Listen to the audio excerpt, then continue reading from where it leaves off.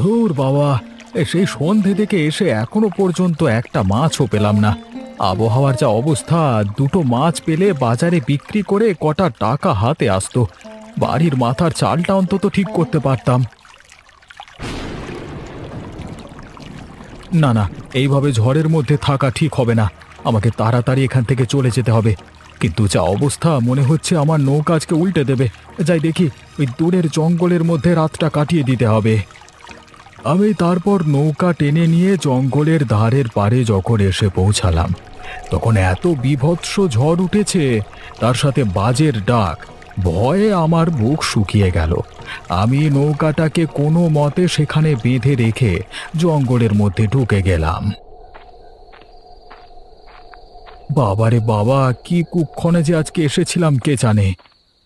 আমি হাঁটতে হাঁটতে কিছু দূর এসেই দেখলাম একটা অতি পুরনো বাড়ি থেকে অতি সূক্ষ্ম একটা আলো দেখতে পাওয়া যাচ্ছে।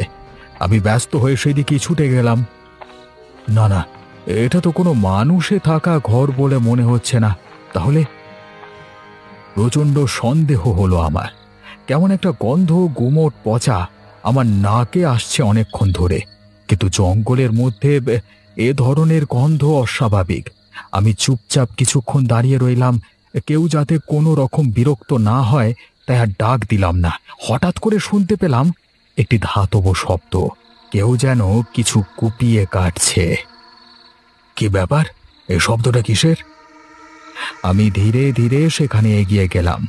তারপর যা দেখলাম তাতে আমার বুকের রক্ত শুকিয়ে গেল। আমি দেখলাম একজন লাল চোখওয়ালা বুড়ো মতো জিন একটা মানুষের দেহকে কুপিয়ে কুপিয়ে কাটছে।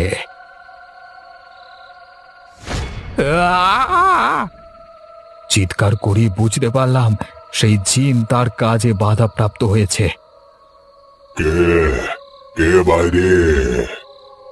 হাতে থাকা রক্তাক্ত দা নিয়ে বাইরে বেরিয়ে আসবার উপক্রম করলো ওই জিন। আমি আর এক মুহূর্ত সেখানে দাঁড়ালাম না। যা আছে কপালে বলে জঙ্গলের রাস্তায় নেমে দৌড় দিলাম। দৌড়াতে দৌড়াতে আমি বুঝতে পারলাম, ভুলবশত আমি জিনেদের লাশ কাটা ঘরে চলে গেছিলাম। বলো কি দাদা, কালকে রাতে তাহলে তুমি এরকম বিপদে পড়েছিলে? সত্যি অবিশ্বাস্য লাগছে আমার। শুধু অবিশ্বাস করলে চলবে না, আমাদের একটু খোঁজ করে দেখতে হবে হঠাৎ করে সেখানে এরকম জিনেদের লাশ কাটা ঘর এলো কিভাবে, আর সেখানে মরা সাপ্লাই কে দেয়। হ্যাঁ দাদা, তুমি ঠিকই বলেছ। এটা একটা প্রশ্নের বিষয়। তুমি যে মরাগুলো দেখেছিলে সেগুলো কি সত্যি মানুষ? এক মুহূর্ত দেখে আমার মনে হয়েছিল সবে হয়তো মরেছে, তাদেরকে নিয়ে এসে সেখানে রেখে দিয়ে গেছে। গো দাদা গো, আমি মরবার পর ওখানে যেতে চাই না গো, তাহলে কি করব? আরে পাগল, তোকে ওখানে যেতে কে বলেছে? কিন্তু বেঁচে থাকতে আমার সঙ্গে তোকে একবার ওখানে যেতে হবে নিশ্চয়ই। কিন্তু কিছু যদি হয় দাদা, তাহলে কি করব? তুই তো জানিস, কোনো বিষয়ে আমার একটু কৌতূহল জাগলে সেই কৌতূহলটা যতক্ষণ না কাটাই ততক্ষণ আমার শান্তি করে ঘুম হয় না। কালকে আমি এই ঘটনাক্রমে চলে গেছিলাম তাই, কিন্তু ওদের ব্যাপার আমি কিছুই বুঝতে পারিনি। সারা রাত ভেবেছি, তাতেও ধরতে পারিনি। ছেড়ে দাও না দাদা, ছেড়ে দাও। যে যেমন আছে, যেখানে আছে থাক। ওরে সে তো জানি, কিন্তু তুই একবার চিন্তা করে দেখ, কোনো মানুষের দেহ কেন থাকবে ওখানে, সেটাও কি ভাবনার বিষয় নয়? ঠিকই দাদা, তাহলে কবে যাবে আমাকে বলবে, আমিও তোমার সাথে যাব।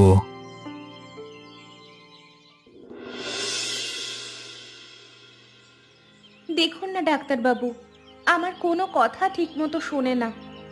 কি আব্দুল বাবু, মেয়ের কথা না শুনলে হবে? এভাবে যদি অনিয়ম করেন তাহলে তো। মোনালিসা, তোকে আমি বারণ করেছিলাম এই ডাক্তারকে বাড়িতে ঢুকতে দিবি না। ও আমার চিকিৎসা করবার জন্য আসে না। বাবা, তুমি কার সামনে কেমন ভাবে কথা বলছো?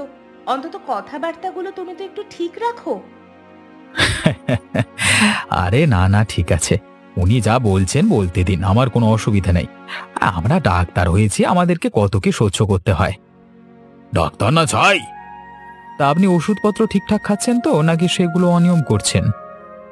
ওষুধ না বিষ, ওগুলো খাইয়ে তুমি মানুষ মারো, তাই না? তুমি কি ভেবেছো আমি কিছুই জানি না, কিছুই বুঝি না? আমি কি বাচ্চা ছেলে? ডাক্তারবাবু, ডাক্তারবাবু আপনি চলুন। বাবা আপনাকে অনেক অপমান করেছে। আর না, আমি আর সহ্য করতে পারছি না। মোনালিসা, তুই ওর কাছ থেকে সরে যা। এই ছেলেটাকে আমি দেখতে পারি না একদম। ঠিক আছে, আমি চলে যাচ্ছি, তবে আপনাকে জ্বালাতন করতে আবার আসবো। আপনাকে যতক্ষণ না সুস্থ করতে পারছি ততক্ষণ আমি নিজেকে ডাক্তার বলে মনে করছি না, তাই না? বেরিয়ে যা, বেরিয়ে যা বেয়াদব, এখান থেকে দূর দূর হয়ে যা, বেরো।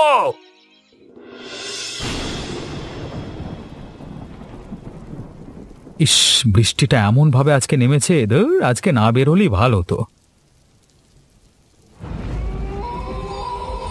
কি ডাক্তার, মরা কই? আরে এই তোমার জ্বালায় আমি দেখছি পাগল হয়ে যাব। গ্রামের অনেক লোক আমাকে সন্দেহ করতে শুরু করেছে। তার মানে আমার মরা তুমি আজকে আনোনি? তাহলে আমি আজকে কি কাটবো? তা আমি বলতে পারবো না। আরে তুমি তো মরে গেছো, ইচ্ছে করলে যেখান থেকে যেখানে সেখানে যেতে পারো। এই ঝড় বৃষ্টির মধ্যে আমার এখানে আসতে কি অবস্থা হয়েছে সেটা দেখতে পাচ্ছ? এরপরে আমার কথা না শুনলে তোমার অবস্থা আরো খারাপ হয়ে যাবে। বেশ, তো আমার অবস্থা খারাপ করে যদি তোমার ভালো হয় তাহলে করো, আমার কোনো অসুবিধা নেই। তোর দেখছি আমার প্রতি কোনো ভয় নেই, সব ভয় কি উড়ে গেছে নাকি? তুমি যদি মিথ্যে মিথ্যে আমাকে ডেকে এখানে এনে হুমকি দাও তাহলে কি হবে বলো? আমি তো বলেছি আজকে না হোক কালকে তোমার জন্য মরা এনে দেবো, কিন্তু তুমি সেই নাছোড় বান্দা, প্রত্যেকদিন তোমার একটা করে মরা চাই। কি বলবো বলো দেখি? তুই যখন রোগীকে ভুল ভাল বুঝিয়ে মেরে ফেলিস আর তার কাছ থেকে টাকা নিয়ে বড়লোক হোস তার বেলায়। আমি খারাপ ওষুধ দিই বলি তোমার কাছে প্রতিদিন একটা করে মরা আনতে পারি। তাহলে আজকে কই? আরে বেটা বুড়ো মরছেই না, কি আর বলবো। অনেক রকম খারাপ ওষুধ দিচ্ছি কিন্তু কিছুই হচ্ছে না, কিছু না কিছু ভাবে ঠিক বেঁচে যাচ্ছে। তুই বলিস তো আমি গলা টিপে মেরে দিয়ে চলে আসি? আমাকে একটু সময় দাও, আমি ঠিক সময় তোমার কাছে মরা নিয়ে এসে হাজির হব। এত তাড়াহুড়ো করলে হবে না সব জিনিসটা। গ্রামের লোকের চোখ এড়িয়ে আমাকে অনেক কিছু করতে হচ্ছে। যদি এখান থেকে আমার ডাক্তারখানা উঠে যায় তাহলে? তাহলে আর কি, তোকে পৃথিবী থেকে তুলে নেওয়ার দায়িত্ব আমার। জানি না এই জিনকে পুষে রেখে আমি যে কি যে ভুল করলাম। না না না না, টাকা তো পকেটে আসছে, থাক যেমন আছে থাক। দুবার হুমকি একটু খেয়ে নিলে কি অসুবিধা আছে? অসুবিধা নেই।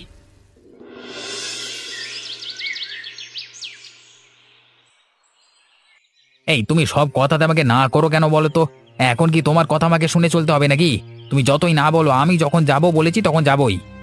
হ্যাঁ গো, তোমার মনে কোনো ভয় নেই?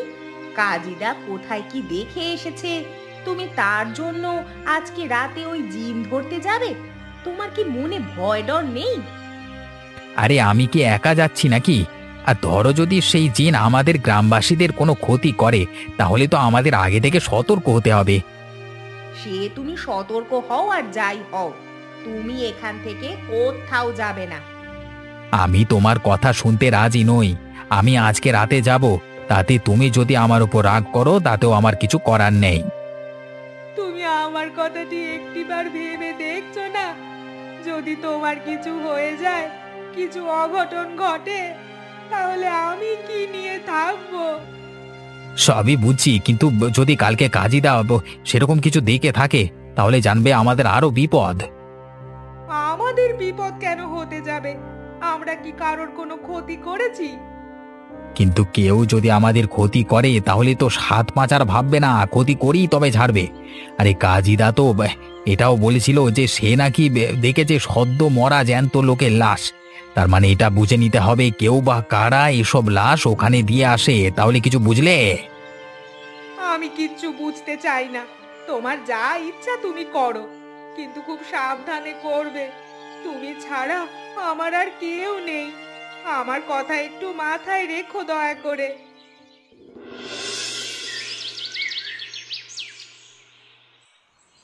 আয় আয় আমার সামনে আয়, আমার চোখের আড়াল হয়ে তুই কোনো কিছু করতে পারবি না। আমি সব জানি, সব বুঝি, আমার সামনে এসে দেখা দে। আব্দুল, তুই আমাকে কি জন্য ডেকেছিস? কি চাই তোর? সত্যি কথা বল, তুই আমাদের হাসপাতালের ডোম তাই না? তোর এই অবস্থা হয়েছে কি করে? আমি সেসব কথা তোকে বলতে যাব কেন? তোর তো কোনো ক্ষতি করতে আমি আসিনি। তুই আমাকে শুধু শুধু ডাকলি কেন? সত্যি কথা বল, ওই ডাক্তার তোর সাথে যুক্ত আছে তাই না? আমি কিন্তু সব জানি। বাবা গো, ও কে গো? মা, তুই ঠিক আছিস তো রে? তুই আমাকে ভুল বুঝিস না, তোর কিছু হয়নি তো? ও ও কে ছিল বাবা? তুমি তুমি তুমি কাকে ডেকেছিলে? তোর ওই ডাক্তারের সাথীকে। দেখলি তো কত ভয়ানক, আর তুই আমার কথা বিশ্বাস করছিলিস না। আমি কিছুই বুঝতে পারছি না, আমাকে একটু খুলে বলো বাবা। এই জিন একজন ডোম, হাসপাতালের লাশ কাটা ঘরে কাজ করত। আমি অনেক দিন আগে একবার সন্দেহ করেছিলাম সবুরকে। মাঝখানে অনেক ঘটনা ঘটেছে। তুই যখন এখানে ছিলিস না, তাই ওই ছেলেটাকে আমার একদম ভালো লাগে না।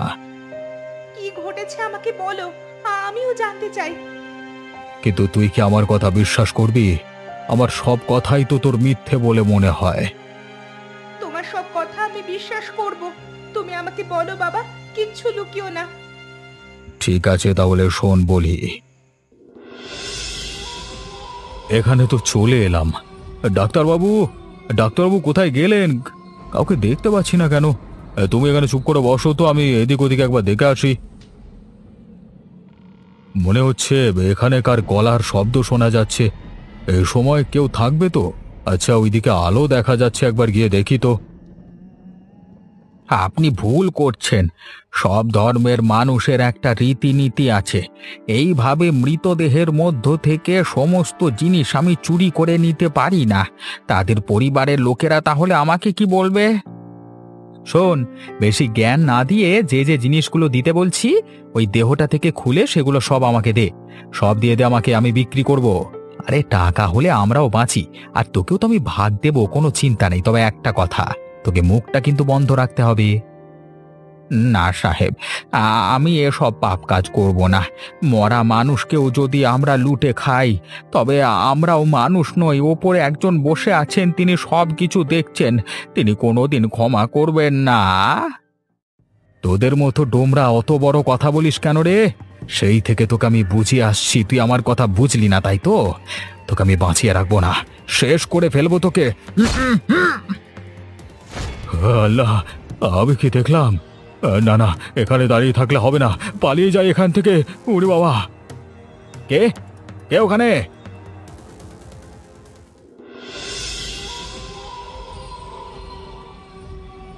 হ্যাঁ দাদা, কতক্ষণ এখানে বসে থাকবো? মনে হচ্ছে মশা এরপর তুলে নিয়ে চলে যাবে আমাদেরকে। চলো না দাদা, চলে যাই এখান থেকে। শুধু শুধু জিন ভূতদের পেছনে লেগে কি লাভ? ওই দেখো দাদা, লাশ কাটা ঘরের ভেতরটা হঠাৎ আলো জ্বলে উঠলো। তার মানে কি? হ্যাঁ, আমাদের সুযোগ চলে এসেছে। চল চুপি চুপি গিয়ে দেখি, তবে সাবধান, একদম মুখে আওয়াজ করবি না। যদি ওই জিন আমাদেরকে দেখতে পায়, তাহলে কিন্তু আমাদের আর রক্ষে নেই।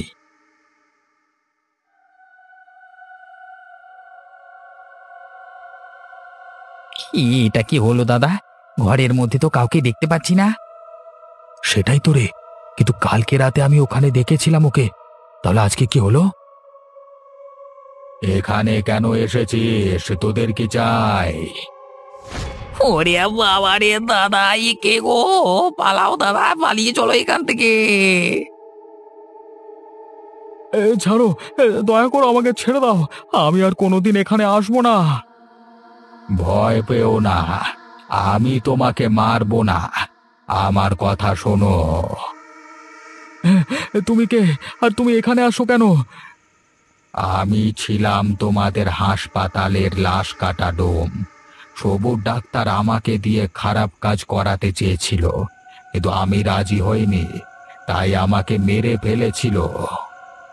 তাহলে তুমি এখানে কিভাবে এলে? কি চাও তুমি? আমাকে তুকতাক করে সবুর ডাক্তার এখানে আটকে রেখেছে। আমার আত্মাকে কিছুতেই মুক্তি দিচ্ছে না। আমাকে দিয়ে খারাপ কাজ করিয়ে এখনো পর্যন্ত সে নিজের পকেটে টাকা আনছে, তাই আমি এখান থেকে যেতে পারছি না। তাহলে এখন আমাকে কি করতে হবে? সবুরকে আটকানোর ব্যবস্থা কর। তাহলেই আমার শান্তি। না হলে ওর স্বার্থের জন্য আমাকে আরো খারাপ কাজ করতে হতে পারে। এমনকি ও নিজে গ্রামের মানুষকে ভুল ওষুধ দিচ্ছে যাতে তাড়াতাড়ি মরে যায়। বলছো কি সত্যি নাকি? আমি একদম সত্যি কথাই বলছি। দরকার হলে তুমি আব্দুলের সাথে কথা বলতে পারো। ওই একমাত্র পারে এই বিপদ থেকে গ্রামের মানুষকে উদ্ধার করতে। ঠিক আছে, আমি কালকেই যাব আব্দুল চাচার কাছে।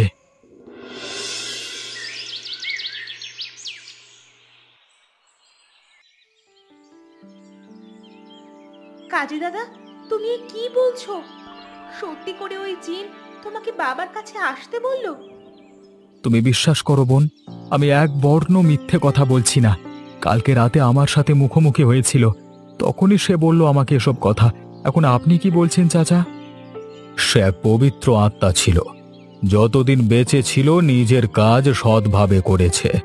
সবুর ওকে শয়তানি খেলায় ফাঁসিয়ে মেরেছিল, এখন সে বাধা পড়ে আছে। আমাকে ওই জিন তাই বলল। এখন তাহলে কি করব? একটাই পথ, সবুরকে হত্যা করতে হবে। হত্যা? কিন্তু সে তো ডাক্তার। আশা করছি চারিদিকে ওর অনেক ক্ষমতা আছে। তাহলে ওর ক্ষতি করে আমরা কিভাবে বাঁচবো যদি কোনোদিন আমরা ধরা পড়ে যাই?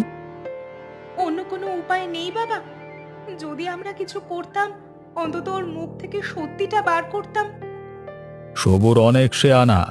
তোরা যদি ভেবে থাকিস যে ওর মুখ থেকে সমস্ত সত্যি কথা বের করে নিবি, যে ও কিভাবে ওই জিনকে বন্দি করে রেখেছে সব জানবি, তাহলে কিন্তু ভুল ভাবছিস। উল্টে তোদের ক্ষতি হয়ে যেতে পারে। ও তো তোমাকে বাড়িতে দেখতে আসছে। যদি আমি কোনোভাবে... ওরে পাগল, ও আমাকে এখানে দেখতে আসেনি, আমাকে মারতে এসেছে। যে ওষুধগুলো দিয়ে যায় সব বিষ, আমাকে আস্তে আস্তে খাইয়ে পাগল বানিয়ে দেবে, তারপর মেরে ফেলবে। আমি প্রথম দিন থেকে ওর দেওয়া একটা ওষুধও খাই না। আপনি ওকে প্রথম সন্দেহ করলেন কিভাবে? বাবা সব ঘটনা দেখে ফেলেছিল নিজের চোখে, তাই বাবা আগে থেকে সব জানতো। তাহলে আপনি এবার বলুন, আপনি যা চান আমি তাই করব। তোমরা কিছু করতে পারবে না, এবার আমাকেই যা করবার করতে হবে। ওই ডাক্তারকে একবার আমার বাড়িতে আসতে দাও, তারপর ওর মজা দেখাবো। আমি ওকে শেষ করে ফেলবো।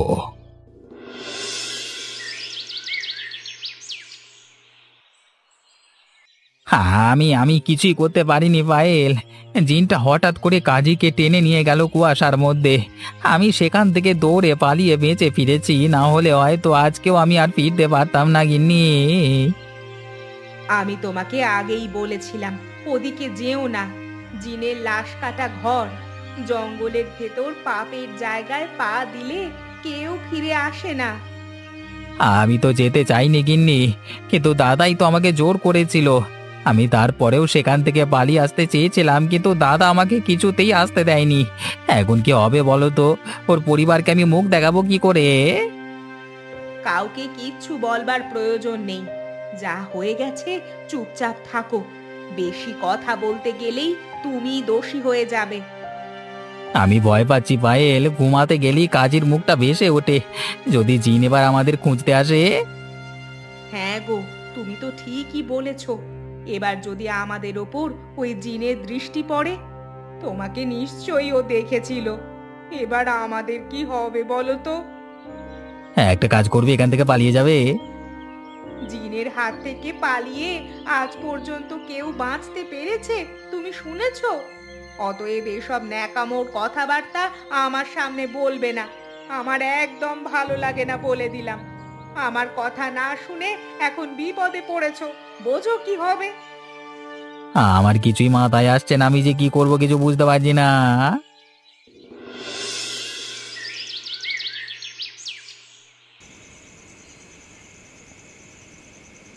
কিন্তু এদিকে যে মহা চিন্তার বিষয়, আমার মনে হচ্ছে আমার দেওয়া ওষুধগুলো আপনি খাচ্ছেন না।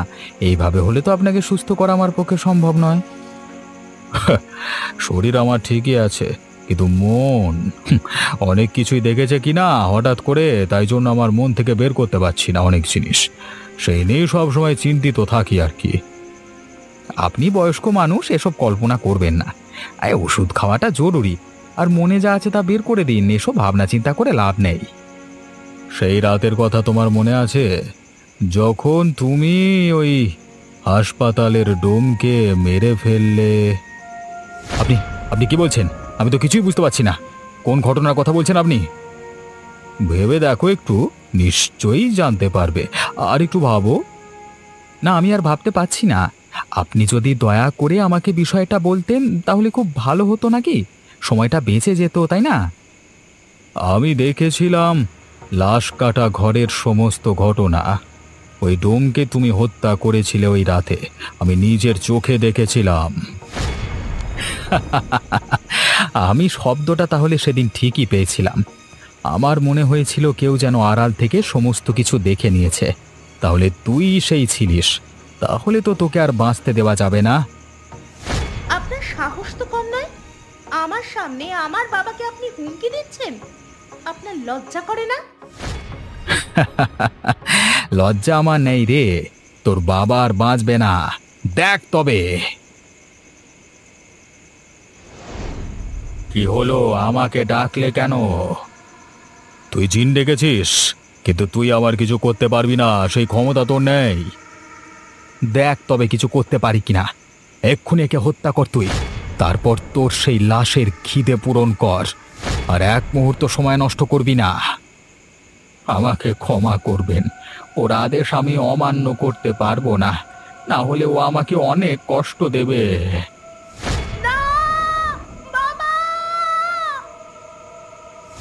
এই সালে, চুপ কর। তুই এই মুহূর্তে আমার সাথে যাবি। তোর বাবার পর তোর মৃত্যু, কেউ তোকে আমার হাত থেকে বাঁচাতে পারবে না। আমার পকেট গরম হবে এবার অনেক, আমি অনেক টাকার মালিক হয়ে যাব।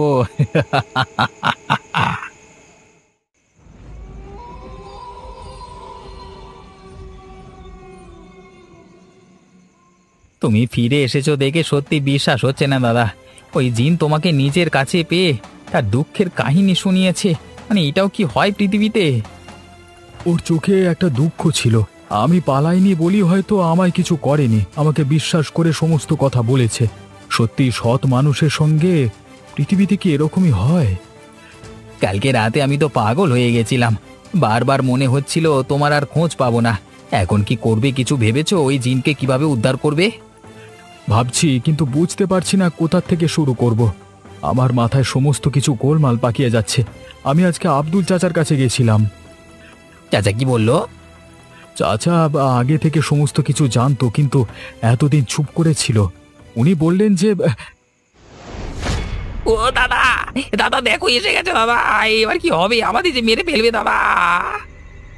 তোদের কোনো ক্ষতি আমি করতে আসিনি, তোদের একটা কথা বলতে এসেছি। তোদের হাতে কিন্তু বেশি সময় নেই। কি হয়েছে? কিসের সময়ের কথা বলছো? সবুর মোনালিসাকে তুলে নিয়ে চলে গেছে, আব্দুলকেও আমি মেরে ফেলেছি। এই সমস্ত কিছুই সবুরের কথা মতো হয়েছে। ওর কথাকে আমি অমান্য করতে পারবো না, সেটা কেন খুব ভালো করেই জানিস। তুমি আব্দুল চাচাকে মেরে ফেলেছো? হায় আল্লাহ, এবার কি হবে? মোনালিসাকে বাঁচাতে হলে আজকে রাতের মধ্যেই সবুরকে মেরে ফেলতে হবে, না হলে ওকে আমার হাত থেকে কেউ বাঁচাতে পারবে না। আর সবুর মাঝখান থেকে অনেক টাকার মালিক হয়ে যাবে। তাজা লাশের অঙ্গ অনেক টাকায় বিক্রি করতে পারে সে। ঠিক আছে, দেরি করা ঠিক হবে না আর। আমরাই আজকের একটা সমাধান করব। সবুরের আজকে শেষ দিন। আজকে রাতের বেলায় জঙ্গলে চলে আসিস, কথাটা যেন ভুলিস না আমার।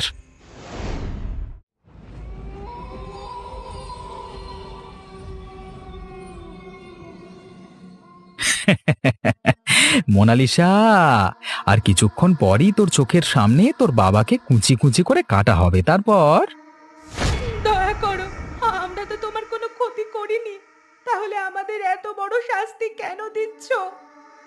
এই ন্যাকামো বন্ধ কর। তোকে আমি কৈফিয়ত দিতে আসবো না। তোর বাবার দেহের অঙ্গ বিক্রি করে আমি বেশি টাকা পাবো না, কিন্তু তোকে মেরে ফেলবার পর আমি অনেক টাকার মালিক হয়ে যাব, অনেক টাকার।